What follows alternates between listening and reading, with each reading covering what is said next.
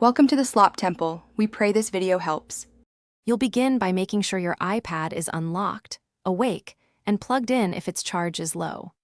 Once ready, open Settings from the home screen. This is where iPad battery info lives. Tap Battery in the left column and wait a moment for the battery view to populate.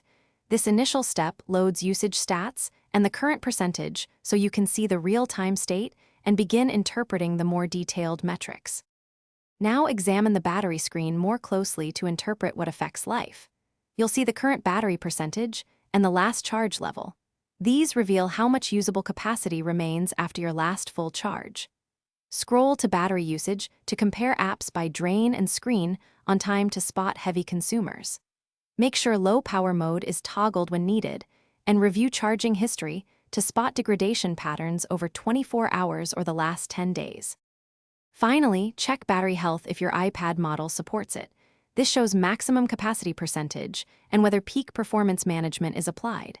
If readings look wrong, restart the iPad and make sure iOS is up to date.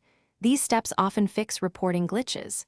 If battery capacity is significantly below expected levels or performance is throttled, schedule service or contact Apple support.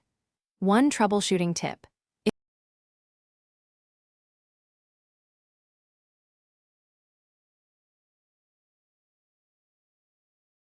Thanks for watching. Consider subscribing if we helped you.